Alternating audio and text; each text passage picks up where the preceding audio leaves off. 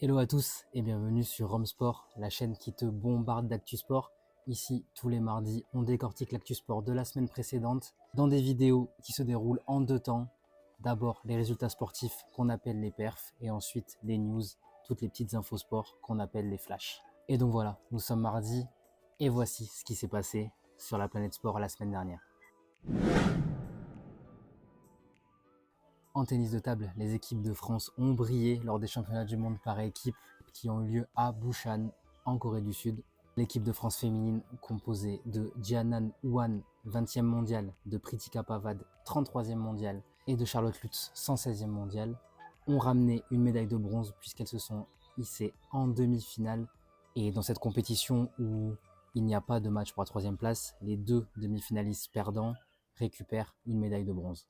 En demi-finale, elles ont perdu contre l'ogre chinois. Il s'agit seulement de la troisième médaille pour une équipe de France féminine dans cette compétition et la dernière datée de 1991. Les hommes aussi ont réalisé un exploit, mais de plus grande envergure encore puisqu'ils se sont hissés jusqu'en finale.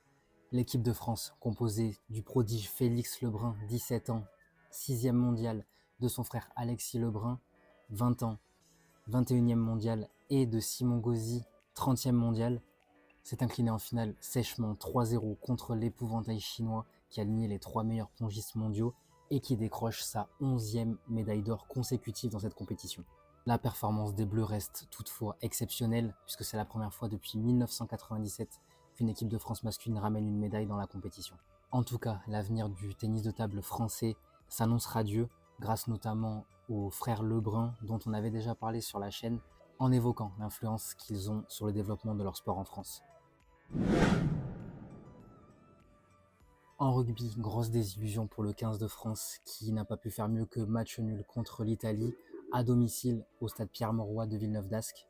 L'équipe de France paie son indiscipline dans ce tournoi car après un premier match contre l'Irlande disputé quasiment intégralement à 14 contre 15, les Français ont dû cette fois disputer toute la deuxième mi-temps en infériorité numérique suite au carton rouge reçu par Jonathan Danty en toute fin de première mi-temps. Auteur d'une prestation plus que terne, les Français auraient même pu s'incliner en toute fin de match si l'ouvreur italien Paolo Garbisi n'avait pas expédié sa pénalité sur le poteau à la 82e minute de jeu. Ce résultat fait très mal à la tête quand on se rappelle qu'il y a à peine quelques mois, en octobre dernier, les Français avaient battu l'Italie sur le score de 60-7 en dernier match de poule de la dernière Coupe du Monde. Il ne reste plus qu'aux Bleus qui ne peuvent plus rien espérer dans ce tournoi à destination de se rattraper dans 2 semaines à Cardiff contre le Pays de Galles, qui de son côté n'a pas fait illusion contre l'Irlande à Dublin, en s'inclinant 31-7 dans un match maîtrisé de bout en bout par le 15 du trèfle, qui est largement au-dessus dans ce tournoi. Dans le dernier match de cette troisième journée du tournoi à destination, l'Écosse a battu une Angleterre impuissante et brouillonne sur le score de 30-21. Les Anglais n'ont jamais été en mesure d'inquiéter les Écossais dans ce match et voient leur rival du soir leur passer devant au classement. Le skieur suisse Marco Odermatt s'est adjugé le gros globe de cristal de la Coupe du Monde de ski alpin. Il faut savoir que la Coupe du Monde de ski alpin se divise en 3 catégories, le slalom géant, la descente et le super G. À l'issue de la saison, un classement dans chacune des disciplines est établi, ainsi qu'un classement général dans lequel on additionne les points récoltés par les skieurs dans chacune des disciplines. Les vainqueurs des classements de chaque discipline remportent ce qu'on appelle les petits globes de cristal et le vainqueur du classement général remporte le gros globe de cristal. Et donc suite à sa victoire sur le slalom géant de Palisade Teijos aux États-Unis, Odermatt n'a fait qu'officialiser quelque chose qu'on sait déjà depuis longtemps, il est le meilleur skieur du monde. Depuis le début de la saison, le Suisse a remporté 11 victoires, soit 2 de moins que le record qu'il codétient avec le meilleur skieur de l'histoire, le Suédois Ingemar Stenmark, et les légendes autrichiennes Marcel Hirscher et Hermann Maier. Encore plus fou, le Suisse qui a assuré le petit globe de cristal du slalom géant est également en tête des classements des 2 autres disciplines de la descente et du super G. Il peut donc réaliser le grand chelem en remportant tous les petits globes de cristal ainsi que le gros globe, une performance historique qui n'a été réalisée qu'une fois par le Suédois Ingemar Stenmark lors de la saison 1978-1979. Si le petit globe du super G lui semble promis, l'enjeu pour le Suisse dans cette fin de saison est d'assurer le petit globe de la descente, lui qui compte 42 points d'avance sur le Français Cyprien Sarrazin, juste avant la dernière épreuve de Saalbach en Autriche. Même si on va supporter notre skieur français sur cette dernière épreuve, il serait quand même beau pour l'histoire du sport que Audi, comme on l'appelle, réalise le Grand Chelem et écrive l'histoire. En football, les 16e de finale retour d'Europa League ont eu lieu jeudi dernier. Sur les 4 clubs français engagés, seul l'Olympique de Marseille verra le prochain tour. Les Olympiens se sont imposés sur le score de 3-1 contre les Ukrainiens du Shakhtar Donetsk, avec un match aller qui s'est soldé sur le score nul de 2-2.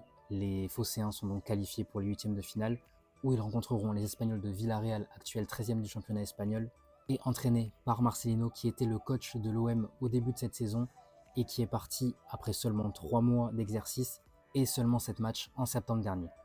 Parmi les autres équipes françaises, le RC Lens s'est incliné 3-2 contre les Allemands de Fribourg, après avoir pourtant mené 2-0 à la mi-temps. En ayant fait 0-0 au match aller, les Allemands sont donc qualifiés pour les 8e de finale de la compétition. Le Stade Rennais, quant à lui, a réalisé une super performance, peut-être l'une des meilleures performances de son histoire, en battant à domicile l'AC Milan 3-2. Mais étant donné qu'il s'était incliné lourdement à l'aller 3-0 à San Siro dans l'antre de l'AC Milan, le Stade Rennais est également éliminé de la compétition et ne verra pas le stade des 8e de finale. La grosse perf du soir aurait pu venir du Stadium de Toulouse de Montefiore, qui a failli créer la surprise contre le Benfica. Les Toulousains s'étaient inclinés sur le score de 2-1 à l'aller dans une fin de match cruelle, avec un penalty inscrit par Angel Di Maria à la 98e minute. Il fallait donc à Toulouse de remporter le match retour. Les Toulousains ont eu énormément d'occasions, surtout en deuxième mi-temps, outrageusement dominés par les Violets. Mais les Toulousains n'ont pas réussi à concrétiser leurs occasions et le match s'est soldé sur le score de 0-0, insuffisant donc à Toulouse pour se qualifier et éliminer le grand Benfica. A noter que dans la toute petite Coupe d'Europe, Lille, qui était exempt de 16e de finale en ayant terminé premier de son groupe lors de la phase de poule, héritera des Autrichiens du Sturm Graz en 8e de finale, actuel 2e du championnat autrichien derrière le RB Salzbourg. Et concernant la Ligue des Champions, je ferai un point sur les 8e de finale lorsqu'ils seront réellement terminés et qu'on connaîtra les qualifiés pour les quarts de finale. La semaine dernière avait lieu à Bahreïn les essais de pré-saison de Formule 1. Si les résultats de ces essais sont difficiles à lire, ils donnent quand même une première tendance sur la forme de chaque équipe et sur ce que va donner à peu près le premier tiers du championnat. Il semblerait que Red Bull et Max Verstappen repartent sur les mêmes bases que la saison dernière, qu'ils ont survolé en remportant 21 courses sur les 23 que compte le championnat, dont 19 pour le prodige néerlandais. Selon une simulation du rythme de qualification publiée sur le site officiel de la Formula One, Red Bull compte 22 centièmes d'avance sur Ferrari, 38 sur McLaren et 56 sur Mercedes. Le média spécialisé Motorsport Total est allé même encore plus loin en essayant de simuler le rythme de course de chaque écurie. Red Bull arrive devant Mercedes avec 45 centièmes d'avance, suit Ferrari avec une demi-seconde de retard et en 4e position Aston Martin avec 55 centièmes de retard. Un petit mot sur notre écurie française Alpine qui est projetée vraiment loin du leader Red Bull et qui semble être la grande perdante de cette intersaison. L'écurie française sur la simulation de course est projetée 9e force du plateau à plus d'une seconde et demie de Red Bull. En tout cas, espérons que la semaine prochaine pour le premier Grand Prix de la saison, toujours à Bahreïn, les résultats seront plus serrés que ce que prévoient les essais de pré-saison. Pour ma part, je suis assez pessimiste là-dessus. Je pense qu'on n'aura pas vraiment de suspense pour le titre cette saison. Beaucoup plus pour la seconde place constructeur qui se jouera entre Ferrari, Mercedes, McLaren et éventuellement Aston Martin. Pour étayer ce doute, je vais vous laisser avec la déclaration de double champion du monde et de la légende espagnole Fernando Alonso qui a déclaré à l'issue des essais que désormais 19 pilotes du paddock savent qu'ils ne pourront pas gagner le titre. Et donc voilà, c'est tout pour les perfs de la semaine. On passe désormais au flash. En hockey sur glace, l'attaquant de l'équipe de France, Pierrick Dubé, a été appelé par les Washington Capitals, équipe de NHL, la prestigieuse ligue nord-américaine de hockey sur glace.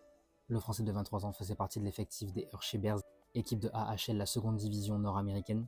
Après avoir écumé les ligues mineures d'Amérique du Nord, Pierrick Dubé est récompensé de son super début de saison en AHL, lui qui a inscrit 24 buts en 50 matchs, ce qui le hisse au rang de co-meilleur buteur de la ligue. Pour son premier match, le Français de 23 ans n'a pas été inscrit sur la feuille de match et n'a donc pas pu participer à la rencontre. Mais ce dimanche, il a enfin fait ses débuts en NHL en rentrant en jeu contre les Florida Panthers, 3e de la conférence Est-américaine. Washington s'est incliné 3-2, mais l'essentiel n'est pas là. Pierrick Dubé est devenu le 13e joueur français à jouer en NHL et c'est ça qu'on retiendra de ce match. On ne sait pas de quoi l'avenir du Français sera fait, mais on va espérer qu'il gratte un petit peu de temps de jeu par-ci par-là et qu'il devienne un joueur confirmé de NHL. En tout cas, on va suivre son évolution de près et je vous en parlerai peut-être sur la chaîne. Francis Ngannou va à nouveau combattre en MMA, plus d'un an après avoir rejoint le PFL, organisation concurrente de l'UFC. Le Camerounais va disputer son premier combat dans l'organisation. Il affrontera le Brésilien Renan Ferreira, champion en titre du PFL, qui a battu l'Américain Ryan Bader, champion en titre du Bellator, qui vient d'être acheté par le PFL. Le retour de Francis Ngannou est un événement dans le monde du MMA, lui qui avait fait un détour par la boxe anglaise et qui pour son premier combat pro avait failli battre l'anglais Tyson Fury, champion du monde poids lourd WBC. Combat qui s'était soldé pour Ngannou sur une défaite au point très contestée.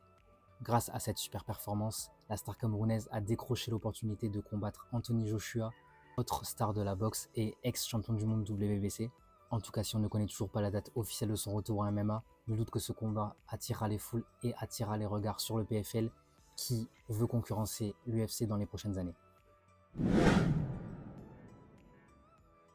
Le basket français a le vent en poupe en NBA.